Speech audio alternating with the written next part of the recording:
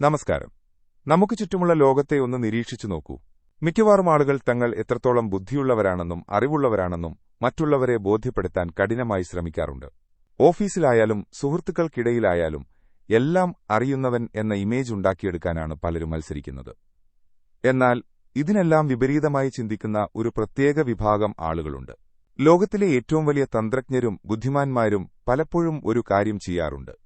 അവർ മനഃപൂർവ്വം വിഡ്ഢികളെപ്പോലെ അഭിനയിക്കുന്നു. അവർ തങ്ങളുടെ അറിവ് മറച്ചുവെക്കുന്നു, മിണ്ടാതിരിക്കുന്നു. മറ്റുള്ളവർ തങ്ങളെ വിലകുറച്ചു കാണുന്നതിനെ അവർ ആസ്വദിക്കുന്നു.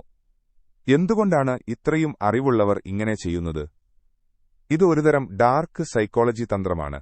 ഈ വീഡിയോയിലൂടെ ബുദ്ധിമാന്മാർ വിഡ്ഢികളായി അഭിനയിക്കുന്നതിന്റെ പിന്നിലെ പ്രധാന കാരണങ്ങളും അതിന്റെ ഗുണങ്ങളും നമുക്ക് പരിശോധിക്കാം. നമ്മൾ ഒരു മുറിയിലെ ഏറ്റവും ബുദ്ധിമാനായ വ്യക്തിയാണെന്ന് മറ്റുള്ളവർക്ക് തോന്നിയാൽ എന്ത് സംഭവിക്കും? സ്വാഭാവികമായും മറ്റുള്ളവരുടെ ഉള്ളിൽ ഒരു സുരക്ഷാ കവചം രൂപപ്പെടും.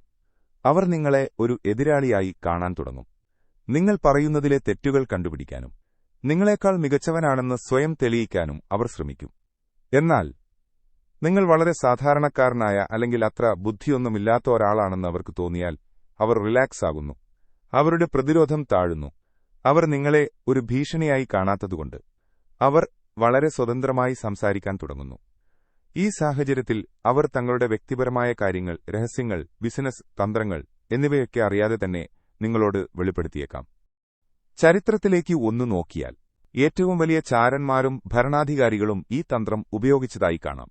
മറ്റുള്ളവർ നമ്മളെ വിലകുറച്ച് കാണുന്നത് നമുക്ക് ലഭിക്കുന്ന ഏറ്റവും വലിയ ആനുകൂല്യമാണ്. മറ്റുള്ളവർ നിങ്ങളെ വിഡ്ഢിയായി കാണുമ്പോൾ അവർ നിങ്ങളെ ശ്രദ്ധിക്കുന്നത് നിർത്തുന്നു. നിങ്ങൾ എന്തു ചെയ്യുന്നു, എങ്ങോട്ടു പോകുന്നു എന്നതിനെക്കുറിച്ച് അവർ ആകുലപ്പെടില്ല. ഇത് നിങ്ങൾക്ക് പശ്ചാത്തലത്തിലിരുന്ന് നിങ്ങളുടെ ലക്ഷ്യങ്ങൾക്കായി പ്രവർത്തിക്കാൻ വലിയ സ്വാതന്ത്ര്യം നൽകുന്നു. ആരും ശ്രദ്ധിക്കാതെ തന്നെ നിങ്ങൾക്ക് കാര്യങ്ങൾ നിയന്ത്രിക്കാൻ സാധിക്കും. ഒടുവിൽ നിങ്ങൾ വിജയിക്കുമ്പോൾ മാത്രമായിരിക്കും നിങ്ങൾ എത്രത്തോളം ബുദ്ധിമാനായിരുന്നുവെന്ന് ലോകം തിരിച്ചറിയുന്നത്. അപ്പോഴേക്കും അവരെ സംബന്ധിച്ച് സമയം വൈകിയിട്ടുണ്ടാകും.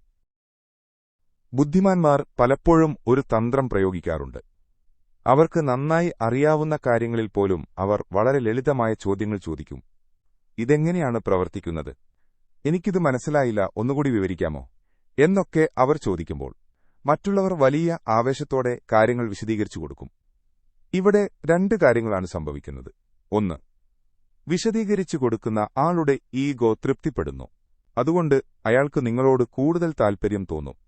രണ്ട്, ആ വ്യക്തിയുടെ അറിവിന്റെ ആഴം എത്രത്തോളമുണ്ടെന്നും അയാളുടെ ചിന്താഗതി എങ്ങനെയാണെന്നും നിങ്ങൾക്ക് മനസ്സിലാക്കാൻ സാധിക്കുന്നു. കാര്യങ്ങൾ അറിയാത്തവനെപ്പോലെ അഭിനയിക്കുമ്പോൾ മാത്രമേ നമുക്ക് പുതിയ കാര്യങ്ങൾ പഠിക്കാനുള്ള അവസരം ലഭിക്കൂ. എല്ലാം അറിയാം എന്ന് ഭാവിക്കുന്നവരോട് ആരുമൊന്നും പറഞ്ഞുകൊടുക്കില്ല.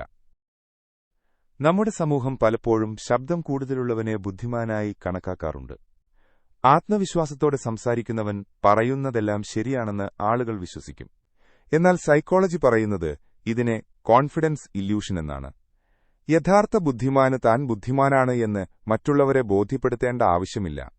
അയാൾക്ക് തന്റെ കഴിവുകളിൽ പൂർണ്ണ വിശ്വാസമുണ്ട്. അതുകൊണ്ടുതന്നെ മറ്റുള്ളവരുടെ കയ്യടിക്കോ അംഗീകാരത്തിനോ വേണ്ടി അയാൾ മത്സരിക്കില്ല. മറ്റുള്ളവർ തങ്ങളുടെ അറിവ് പ്രദർശിപ്പിക്കാൻ ശ്രമിക്കുമ്പോൾ ബുദ്ധിമാൻ നിശബ്ദനായിരുന്ന് വിവരങ്ങൾ ശേഖരിക്കുകയാണ് ചെയ്യുന്നത്. ഈ തന്ത്രങ്ങൾ നിങ്ങളുടെ ജീവിതത്തിൽ എങ്ങനെ ഉപയോഗിക്കാമെന്ന് പറഞ്ഞുതരാം. 1. കേൾക്കാൻ പഠിക്കുക. സംസാരിക്കുന്നതിനേക്കാൾ കൂടുതൽ സമയം മറ്റുള്ളവർ പറയുന്നത് കേൾക്കാൻ ശ്രമിക്കുക. 2. ഈഗോ നിയന്ത്രിക്കുക.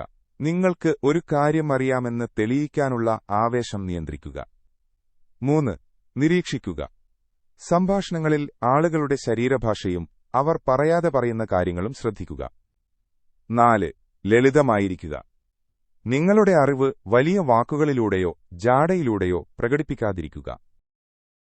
അവസാനമായി ഒരു കാര്യം ഓർക്കുക. ബുദ്ധിയുള്ളവർ വിഡ്ഢികളായി അഭിനയിക്കുന്നത് അവർക്ക് ആത്മവിശ്വാസം ഇല്ലാത്തതുകൊണ്ടല്ല, മറിച്ച് നിശബ്ദതയിലാണ് ഏറ്റവും വലിയ ശക്തി എന്ന് അവർക്ക് അറിയാവുന്നതുകൊണ്ടാണ്. ഒരു മുറിയിലെ ഏറ്റവും ബുദ്ധിമാനായ വ്യക്തി നിങ്ങളാണെങ്കിൽ നിങ്ങൾ തെറ്റായ മുറിയിലാണ് ഇരിക്കുന്നത് എന്ന് ചിലർ പറയാറുണ്ട്. എന്നാൽ ബുദ്ധിമാൻ പറയുന്നത് ആ മുറിയിൽ ഏറ്റവും അറിവില്ലാത്തവനായി ഇരിക്കുക എന്നതാണ് ഏറ്റവും വലിയ ബുദ്ധിയെന്നാണ്. ഈ വീഡിയോയെക്കുറിച്ചുള്ള നിങ്ങളുടെ അഭിപ്രായങ്ങൾ താഴെ കമന്റ് ചെയ്യുക. നിങ്ങൾക്കും ഇത്തരം അനുഭവങ്ങൾ ഉണ്ടായിട്ടുണ്ടോ? ബുദ്ധിപൂർവ്വം നിശബ്ദത പാലിച്ചതുകൊണ്ട് നിങ്ങൾക്കെന്തെങ്കിലും നേട്ടമുണ്ടായിട്ടുണ്ടോ? നമുക്ക് ചർച്ച ചെയ്യാം. കൂടുതൽ ഡാർക്ക് സൈക്കോളജി വീഡിയോകൾക്കായി ഈ ചാനൽ സബ്സ്ക്രൈബ് ചെയ്യുക.